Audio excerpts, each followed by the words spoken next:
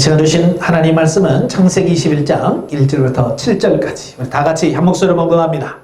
여호와께서 말씀하신 대로 사라를 돌보셨고 여호와께서 말씀하신 대로 사라에게 행하셨으므로 사라가 임신하고 하나님이 말씀하신 시기가 되어 노년에 아브라함에게 아들을 낳으니 아브라함이 그에게 태어난 아들 곧 사라가 자기에게 낳은 아들을 이름하여 이삭이라 하였고 그 아들 이삭이 난 지 8일 만에 그가 하나님이 명령하신 대로 할례를 행하였더라.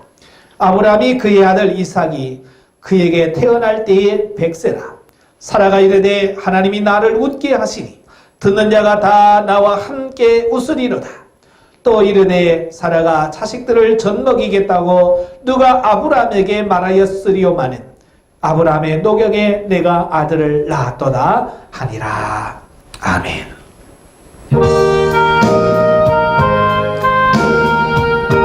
주의 말씀 듣고서 주의 말씀 듣고서 준행하는 자는 반석 위에 터닫고 집을 지은 같아 비가 오고 불나며 바람 부딪혀도 반석 위에 세운 집 무너지지 않네. 잘짓고 잘짓세 우리 집 잘짓세 만세 반석 위에 나와 우리 집 잘짓세 주의 말씀 듣고도 행치 않는 자는 모래 위에 터닫고 집을 지은 같아 비가 오고 불나며 바람 부딪힐 때 모래 위에 세운 집 크게 무너지네. 잘짓고 잘짓세 우리 집 잘짓세 만세 반석 위에다 우리 집 잘짓세 세상 모든 사람들 집을 짓는 자리 반석 위가 아니면 모래 위에 짓네. 우리 구주 오셔서 지은 상을 줄 때 세븐 공로 따라서 영영 상을 주리. 잘짓고 잘짓세 우리 집 잘짓세 만세 반석 위에 나와 우리 집 잘짓세. 아멘. 자, 오늘 저와 여러분이 같이 봉독한 말씀을 통해서 말씀의 제목을 여호와께서 말씀하신 대로 라는 제목으로 같이 은혜를 나누기를 원합니다. 자, 우리가 세상을 살아갈 때에 내 마음대로 되는 게 있어요, 없어요? 예, 내 마음대로 되는 게 별로 없어요. 만약에 세상을 살아갈 때 내가 원하는 대로 내 마음대로 모든 게 다 된다면 아마 지금 여러분 이렇게 사는 사람 아무도 없었을 거예요. 예. 우리가 아무리 내가 이런 생각 저런 생각 이런 계획 저런 계획을 다 세워도 그게 잘 안 돼요. 그래서 잠언 16장 1절에 보면 뭐라고 되어 있어요? 예, 마음의 경영은 사람에게서도 그것을 이루시는 이는 하나님이시다. 예, 그것을 응답하시는 이는 하나님이에요. 다시 말하면 내가 아무리 계획을 세우고 뭘 해도 하나님께서 허락하지 않으면 안 된다라는 거예요. 예. 자, 오늘 말씀의 제목이 뭐라고 그랬어요? 여호와께서 말씀하신 대로라는 거죠. 자, 이 말씀을 우리가 잘 기억하셔야 돼요. 자, 오늘 본문에 보면 여호와께서 말씀하신 대로라고 하는 말이 4번 나와요. 4번. 자, 1절에도 2번 나오죠. 자, 여호와께서 말씀하신 대로 사라를 돌보셨고 여호와께서 말씀하신 대로 사라에게 행하셨고 또 또 3절에 2절에 보면 사라가 임신하고 하나님이 말씀하신 시기가 돼요. 또 4절에 보면 그 아들 이삭이 난 지 8일 만에 그가 하나님이 명령하신 대로 할례를 행하였더라. 이 하나님이 하신 말씀대로라고 하는 말이 4번 나와요. 자, 그 중에서 3번이 뭐예요? 하나님에 관한 부분이죠. 네. 하나님이 하셨다. 그리고 한 번은 아브라함이 하나님의 말씀대로 했다. 모두가 다 하나님의 말씀대로 라는 말씀이 나와요. 자, 여기 위아시르 디베르라고 하는 말은 그가 말씀하셨다. 자, 그런 거거든요. 그가 말씀하신 바대로. 그러니까 하나님께서 그대로 말씀하신 그대로, 하나님께서 약속하신 그대로 되었다. 그 말이거든요. 다시 말하면 결국은 이 세상 모든 만사가 우리 생각대로 되어지는 것이 아니라 하나님의 입에서 나오는 말씀대로 되어지더라 라는 것을 여기서 말씀해 주고 있어요. 그래서 중요한 게 뭐예요? 하나님의 말씀대로.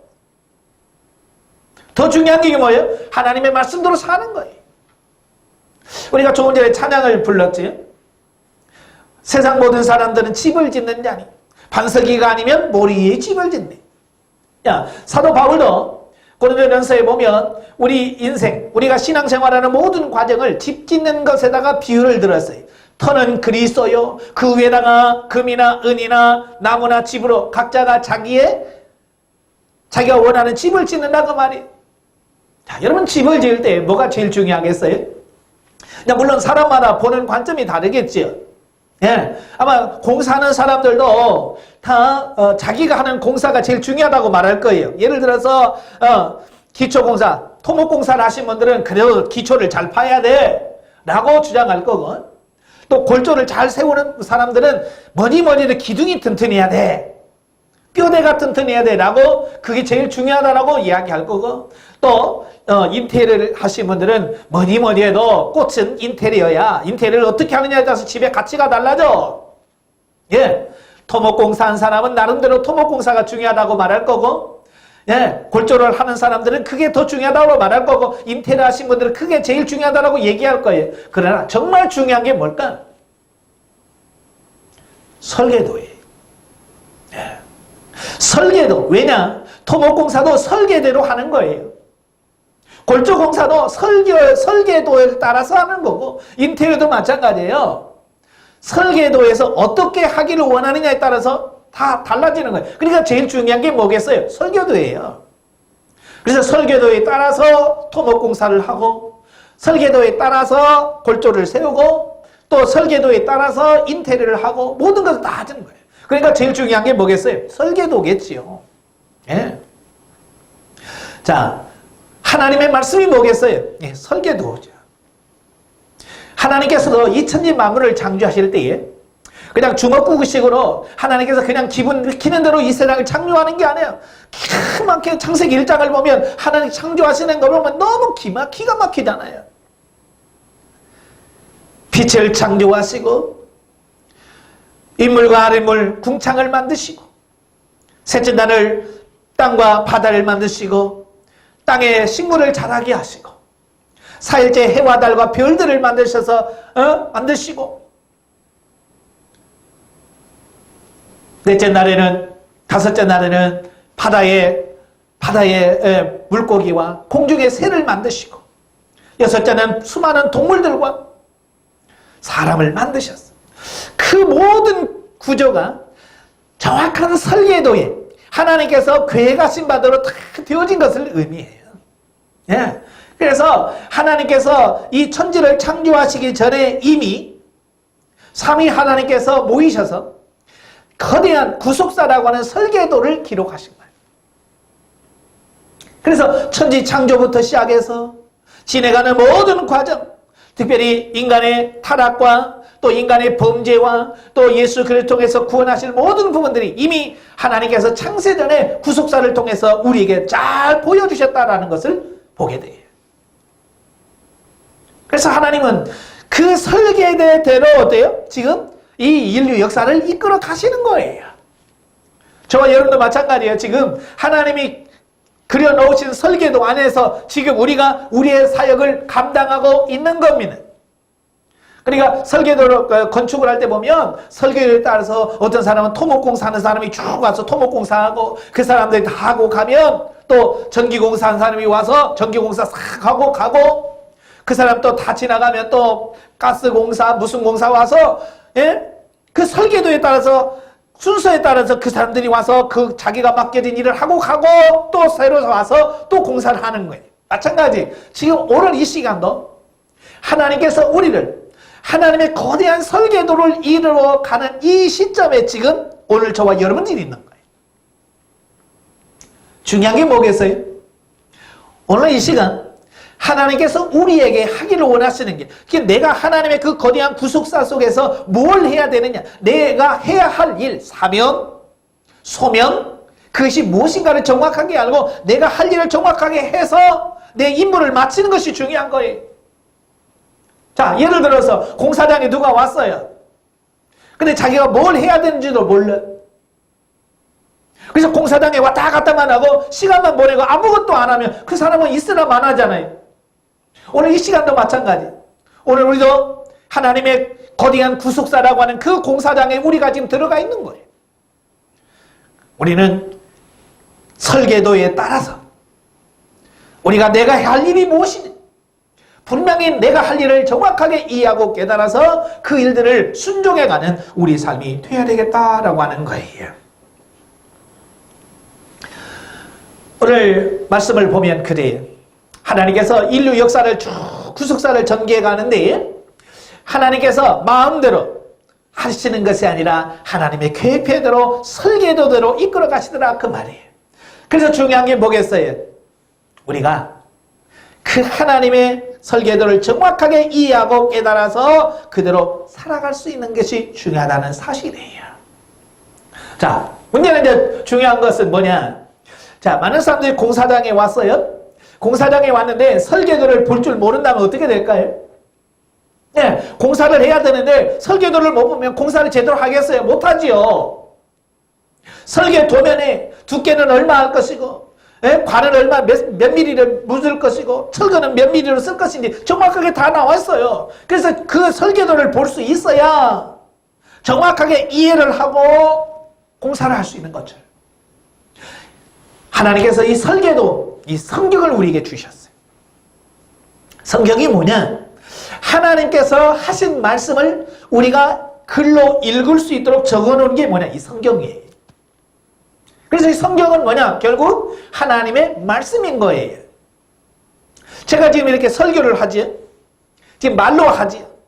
그러니까 말이니까 그냥 한번 스쳐 지나가죠. 그러나 이 설교를 글로 적어놓으면 뭐예요? 이건 10년이 가도 계속해서 그 설교로 남지요. 마찬가지예요. 하나님께서도 우리가 기억해야 될 정말 중요한 부분은 이 성경으로 기록을 해놓은 거예요. 이 성경이 우리 인류를 구원하시기 위한 설계도이며 하나님께서 하신 말씀인 거예요. 그러니까 공사장에서 일하는 사람들이 그 설계도면을 보고 이렇게 하길 원하는구나 라고 해서 알아서 순종해 가면서 그 일을 진행하는 것처럼 우리가 성경을 읽으면서 하나님께서 뭘 원하신지를 알고 하나님의 뜻대로 사라져가는 것, 이게 중요하다는 말이에요. 그래서 우리가 성경을 제대로 알아야 돼. 그래서 성경을 많이 읽으셔야 되고 성경 말씀을 연구해야 되고 성경 말씀을 더 깊이 파고 들어가서 정말 하나님이 뭘 말씀하려고 하시는지를 정확하게 이해하고 깨닫는 것이 중요하다 그 말이에요. 근데 많은 사람들이 신앙생활하면서도 이 설계도가 얼마나 중요한지, 하나님의 말씀이 얼마나 중요한지를 인식하지 못한다 그 말이에요. 예. 그래서 성경을 보라고 해도 안 봐. 그러니까 하나님의 말씀대로 살려고 하는데 몰라. 그래서 우리가 제대로 하나님의 말씀대로 살 수 없다는 얘기예요. 우리가 성경을 가까이 할 수 있기를 바랍니다. 성경이 설계도예요. 성경이 하나님의 말씀인 거예요. 자, 오늘 이제 사람도 보면 누가 신뢰를 잘 얻느냐면 자기가 한 말대로 그대로 행할 줄 아는 사람들이 신뢰를 얻지요. 예를 들어서 누가 돈을 빌려갔어요. 돈을 빌려갔는데 내가 몇 월 며칠까지 주겠다. 자, 그랬으면 그 몇 월 며칠 약속한 대로 착착착 그 돈을 빌려갔다 빌렸다 갚으면 사람들에게 뭐가 생기겠어요? 예, 그 사람에 대해서 신뢰가 생기는 거예요. 그래서 그 사람은 저 사람은 돈을 빌려주면 반드시 갚어 라고 하는 신뢰가 형성이 되어지면 이제 그 사람에게 줄 수 있는 어떤 이런 부분이 되지. 그런데 반대로 돈을 빌려가놓고는 몇 월 며칠 날 주겠다고 해놓고도 안 줘. 몇 번 그러고 나면 그 사람이 나중에 돈을 빌려달라고 하면 주겠어요? 아니죠. 왜? 그 사람의 신뢰가 완전히 깨졌기 때문에 그러지 않는다고 말이에요. 중요한 거예요. 우리가 하나님에 대한 말씀을 신뢰하고 그 말씀대로 살 수 있어요. 왜? 하나님은 말씀하셨으면 어떻게 돼요? 예, 말씀하신 대로 행하시는 분이기 때문에 우리가 하나님을 신뢰할 수 있는 거예요. 성경을 보세요. 성경 역사가 하나님의 말씀이라고 그랬지? 하나님께서는 말씀하시고 그 말씀하신 대로 인류 역사를 이끌어 가시는 거예요. 그래서 하나님은 우리가 신뢰할 수 있는 분이고 믿을 수 있는 분이다. 그리고 그를 따를 수 있는 분이다라고 하는 것을 우리가 깨닫게 됩니다. 자, 오늘 이제 첫 번째 1절에 보면 뭐라고 나오냐면 여호와께서 말씀하신 대로 사라를 뭐 하셨고? 돌보셨고. 자, 하나님께서 사라를 하나님께서 말씀하신 대로 돌보셨다라는 거예요. 이미 17장 16절부터 21절, 18장 10절부터 25절에서 하나님께서는 사라에게 두 번 나타나셔서 사라에게 말씀하십니다. 내가 아들을 낳을 것이다. 예, 하나님이 사라에게 직접 내가 너를 통해서 아브라함의 아들 씨를 주겠다라고 말합니다. 물론 사라는 믿질 않지요. 그래서 그가 웃어요. 웃을 때 하나님께서 왜 웃냐? 여호와께 능치 못할 일이 있겠느냐? 그러니까 사라가 아닙니다. 저 안 웃었어요 라고 말하죠. 그때 하나님께서 아니야, 너 웃었느니는 네가 아들을 낳으면 이름을 이삭이라고 줘라. 웃음이라고 줘라. 여기서 사라의 웃음은 불신의 웃음이에요. 비웃음이에요. 왜요? 남편도 이미 늙었고 자기 자신도 이미 경수가 끊어져서 이미 아이를 낳을 수 없는 상태를 알기 때문에 사라는 하나님이 말씀하셔도 불가능하다고 생각했어요. 그래서 그는 불신하는 웃음을 웃을 수밖에 없었던 거죠. 그리고 나서 하나님께서 어떻게 하셔요? 사라에게 아들이 있을 것을 약속하시고 그 아들을 낳을 때까지 하나님께서 뭐 하셨다고요? 돌보셨다. 그래, 돌보셨다. 다른 예전 성경에는 권념하셨다. 권념하셨다라고 하는 것은 뭐냐면 특정한 대상을 특정한 관심을 가지시고 계속 지켜보는 걸 말합니다. 네, 마치 놀이터에 가서 어린 아이가 놀 때 부모는 어때요? 벤치에 앉아 있어서 계속 어때요? 돌아다니는 자기 아들에게만, 자녀에게만 이렇게 관심을 갖고 있어요. 넘어지진 않나? 혹시 다치지는 않나? 어찌 다른 사람들이 내 자녀를 유기하지는 않을까? 지킨단 말이에요. 그게 권념, 돌보신다는 얘기예요. 돌보신다. 그러니까 하나님께서 네가 아들을 낳을 것이다 라고만 말해놓고 내버려 둔 것이 아니라 그에게 특별한 관심을 가지시고 하나님께서 말씀하신 대로 돌아보신다. 만약에 하나님께서 사라에게 말씀만 하시고 돌아보지 않았다면 어떻게 됐을까요? 예, 우리는 20장을 보셔야 돼요. 바로 앞장. 하나님께서 분명히 아브라함과 사라를 통해서 내가 아들을 낳을 것이다 라고 이름까지 바꿔 주었어. 그런데도 그가 그랄 지방에 내려갔을 때에 이 아비멜렉이라고 하는 왕과 사라를 뭐예요? 결혼시켜준단 말이에요. 하나님께서 분명히 지금 사라를 통해서 내가 자녀를 주겠다라고 약속했는데도 불구하고 그 약속을 믿지 못하니까 결국 아브라함이 자기가 살겠다라고 자기 아내를 누이 동생이라 속이고 아비멜렉과 결혼을 시켜주었어요. 자, 아비멜렉은 왕이에요. 아브라함은 일개 떠돌아다니는 나그네고요. 힘이 없습니다. 사라를 구원할 힘이 없어요. 자, 이때 하나님이 개입하지 않으셨다면 어떻게 됐을까요? 예, 하나님의 구속사는 완전히 틀어졌을 거예요. 사라는 아비멜렉하고 결혼해서 살 것이고, 하나님께서 약속은 뭐예요? 공수표가 돼버리는 거예요. 이때에 하나님께서 뭐 하셨다고요? 지켜보시고 아비멜렉에 나타나셔서 뭐라고 말씀합니까? 너 그의 아내를 돌려보내라. 그는 나의 선지자라. 네가 만약에 그의 아내를 돌려보내지 않으면 내가 너를 쳐 죽이겠대. 하나님께서 바로 아비멜렉에 나타나셔서 그렇게 말씀하셨어요. 그래서 아비멜렉은 사라를 자기 아내로 데려왔지만 그를 범하지 못한 채 하나님의 명령이 무서워서 사라를 돌려보낼 수밖에 없었다라고 해요. 하나님이 돌보지 않았다면 어떻게 됐을까요? 하나님의 말씀은 공수표가 됐을 거고 하나님의 구속사는 완전히 틀어졌을 거예요. 그런데 하나님께서 말씀하신 대로 그를 지키셨다라는 겁니다.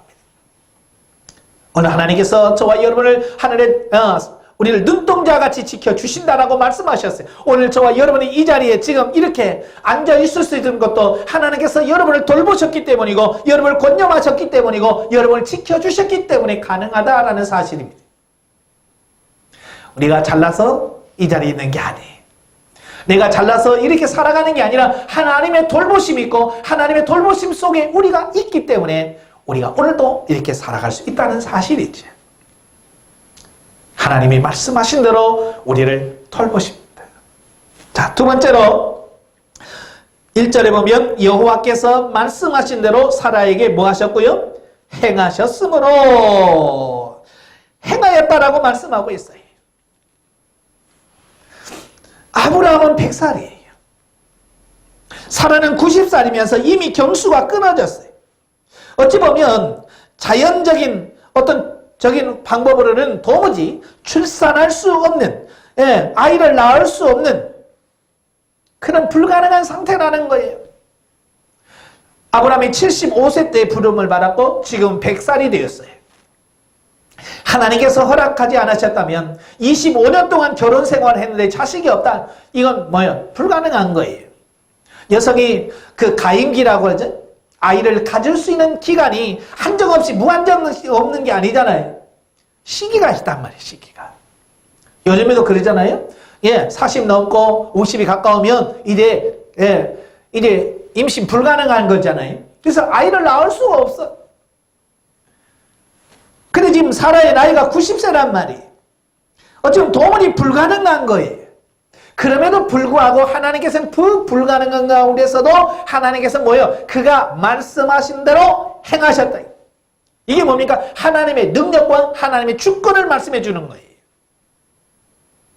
그러니까 우리 생각대로 되어지는 게 아니에요. 우리가 마음먹은다고 되는 게 아니라 하나님께서 하셔야 된단 말이에요. 그러니까 하나님의 말씀은 살아있고 능력이 있어.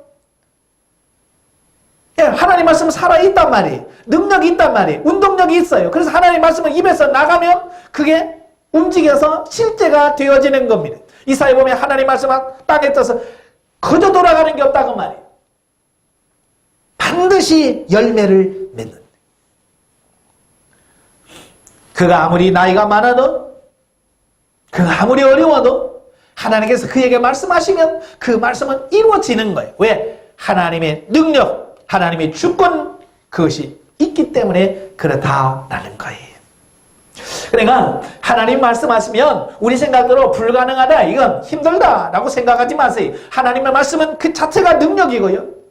살아있기 때문에 그대로 이루어진다는 사실을 믿으시기를 바랍니다.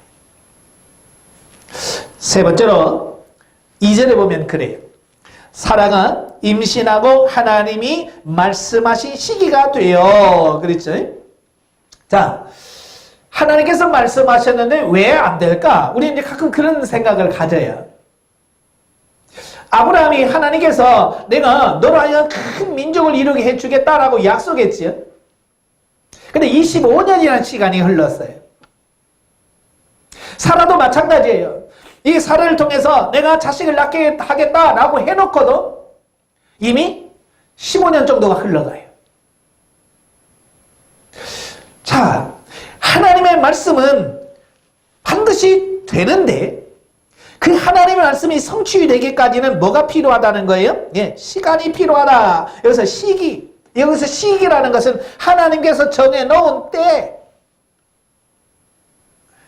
하나님의 말씀 반드시 되는데 언제 이루어지느냐? 하나님이 정해놓은 시기, 때, 그때가 되어야 비로소 성취되어진다라는 얘기예요. 이게 많은 성도들이 하나님의 말씀을 듣고 살다가 순종하다가 실족하고 낙심하는 이유가 뭐냐면 바로 이 시기적인 문제를 제대로 이해하지 못하기 때문에 그래요. 다시 말하면 하나님의 때에 성취되기를 바라지 않고 내가 바라고 원하는 때에 성취되기를 바란다 그 말이에요. 그제? 그래서 금년 해야 됩니다. 금년 안에 돼야 됩니다. 아니면 몇 월 며칠까지 몇 시까지 돼야 됩니다. 우리는 내가 정해놓은 어떤 시기와 때를 맞춰서 하나님 앞에 해달라고 요구합니다. 과연 내가 시기를 정해놓고 내가 때를 정해놓고 하나님 앞에 이때까지 해주세요라고 해서 되는가? 예, 물론 하나님의 때와 내 때가 일치가 되어지면 가능합니다. 그러나 우리가 잘 아는 것처럼 이사야 55장 8절 9절에 내 생각과 내 생각이 다르며 너희 길과 내 길이 다르다고 하는 것처럼 우리가 계획하고 내가 원하는 모든 것이 하나님 뜻과 일치되어지는 경우는 극히 드물어요. 예, 정말 극히 드물어. 그래서 내가 원하는 때에 하나님의 성취 안 이루어져. 언제 이루어지느냐? 하나님이 정한 때가 되어야 됩니다.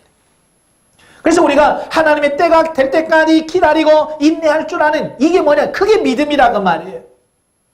믿음이 없는 사람은 어때요? 하나님이 정해줘도 하나님의 때를 말해도 믿지 못하니까 불신해서 육신의 방법을 사용하게 되어지는 거예요.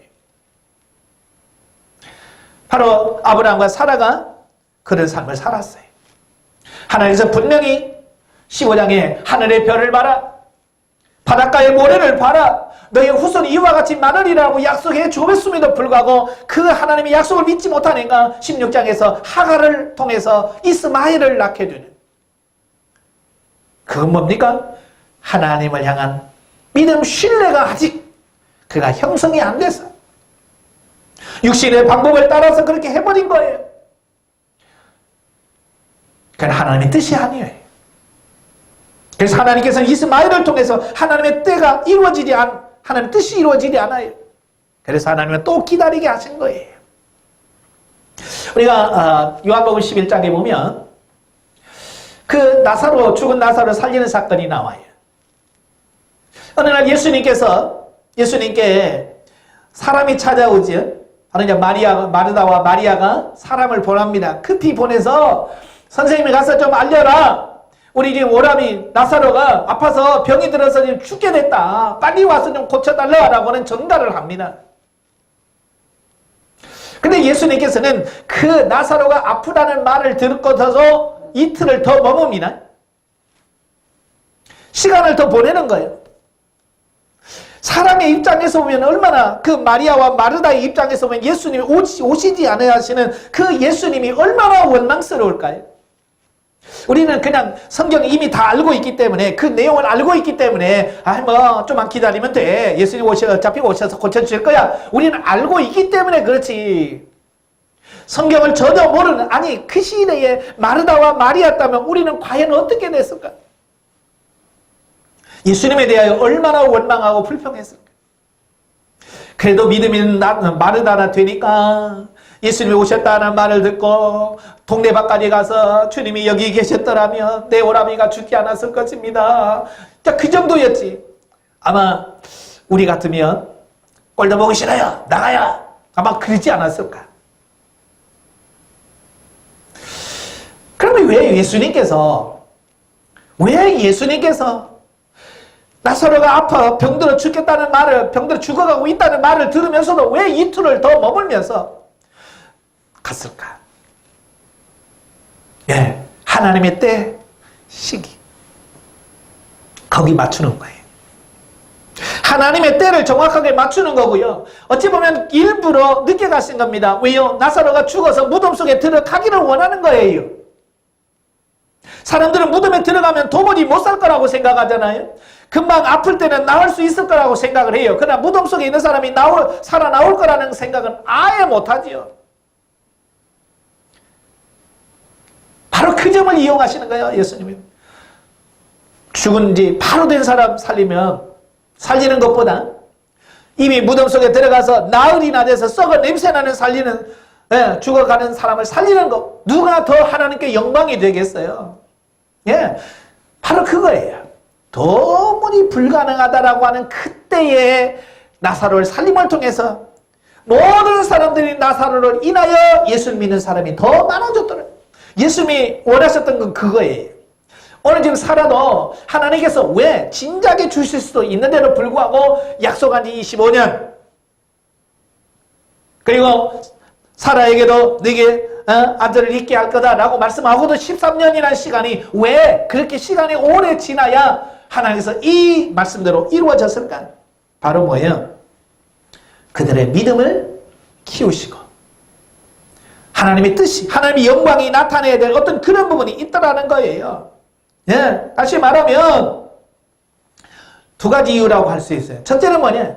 그렇게 정말 인간적으로 나을 수 없는 그때 나야 아브라함과 사라가 뭘 갖겠어요?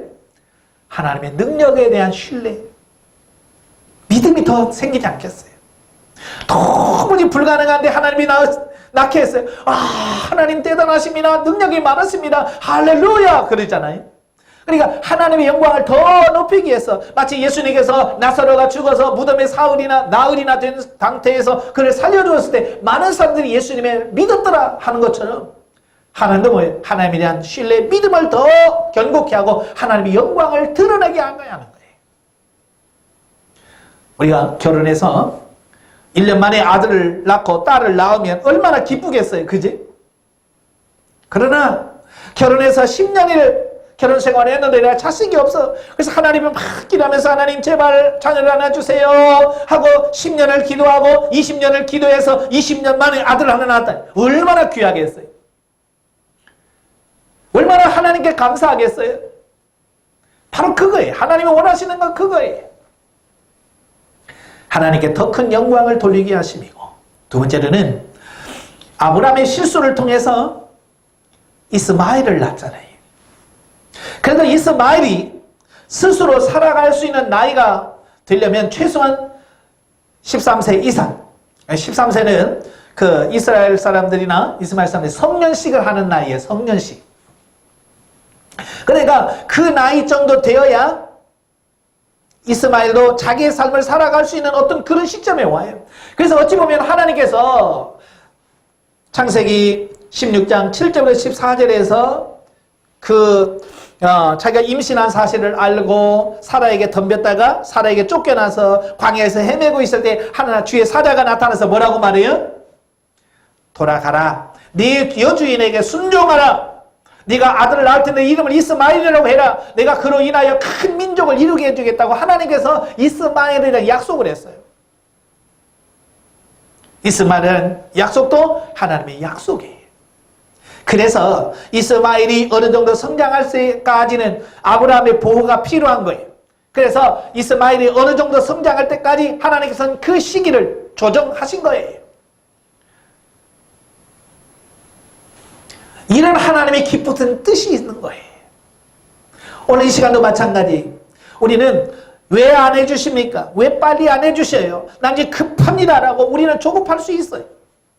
그러나 하나님이 정해놓은 시기가 있다는 사실을 보면 우리가 오늘도 조급하지 말고 감사하면서 하나님의 때를 기다릴 줄 아는 그런 믿음을 우리가 가질 수 있어야 될 줄로 믿습니다. 자, 네 번째입니다. 4절에 보면 그 아들 이삭이 난 지 8일 만에 그가 하나님이 명령하신 대로 할 일을 행하였더라. 아멘. 예. 이래 하나님께서 돌보셨고 하나님이 행하셨고 하나님의 때가 되었을 때 비로소 아들을 낳았어. 얼마나 기뻤을 거예요. 그래도 아브라함은 그 이삭이 낳자마자 하나님께서 그에게 명령하셨죠. 17장에서 남자는 난지 8일 만에 할례를 방할지니라 그랬지. 그래서 아브라함은 하나님의 말씀대로 그 아이를 낳자마자 8일 만에 가서 하나님 앞에서 하나님의 말씀대로 할례를 행해. 이게 뭐냐? 하나님은 말씀하시는 분이고 우리는 그 하나님의 말씀대로 순종하는 사람이라는 사실을 우리가 기억하셔야 돼요.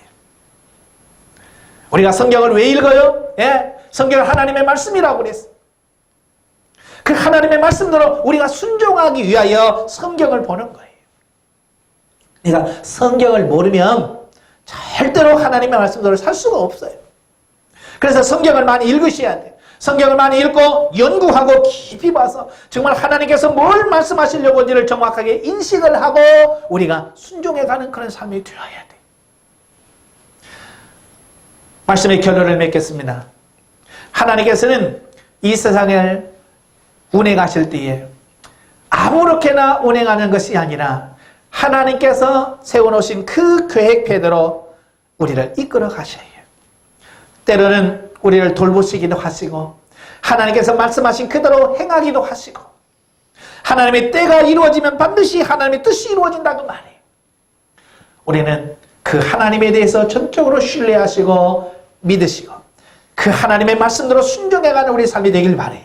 오늘 아브라함이 하나님의 말씀을 믿고 순종해서 그 아이를 낳자마자 8일에 할례를 행했던 것처럼 우리도 하나님의 말씀에 적극적으로 순종함으로 우리가 나아가는 우리 삶이 되어야 돼요. 우리가 할 수 있는 것은 그것밖에 없어요. 하나님의 말씀하시고 우리는 그 말씀에 순종하시는, 그래서 하나님 앞에 인정받으시는 우리가 되어야 될 줄로 믿습니다. 기도하겠습니다. 은혜로우신 아버지 감사합니다. 오늘 말씀을 통해서 하나님은 말씀하시고 그 말씀하신 대로 돌보시고 그 말씀대로 행하시고 아브라함에게 약속하셨던 대로 100살에 드디어 이삭을 허락해 주셨습니다. 이 모든 것은 하나님의 말씀대로 이루어진다는 사실을 우리가 깨닫게 되어집니다. 우리가 성경 말씀이 하나님의 말씀을 알기에 우리가 성경 말씀을 늘 가까이 하게 하시고 성경 말씀을 늘 읽으면서 이 성경대로 하나님의 역사가 이루어질 거라는 사실을 믿게 하시옵소서. 이제 우리가 남은 것은 예수 그리스도께서 다시 오신다라고 하는 그 약속의 말씀입니다. 예수님의 재림도 수많은 사람들이 믿을 수 없다라고 이야기합니다. 그러나 오늘 하나님의 말씀대로 역사가 이루어진다는 사실을 믿기에 예수 그리스도의 재림도 이루어질 줄로 믿습니다. 아브라함이 하나님 말씀에 순종하여 8일 만에 이삭을 할례를 행했던 것처럼 오늘 이 시대에 예수 그리스도의 재림을 준비하며 그날을 바라보며 나아가는 우리가 될 수 있도록 도와주시옵소서. 예수님의 이름으로 감사하며 기도합나이다. 아멘.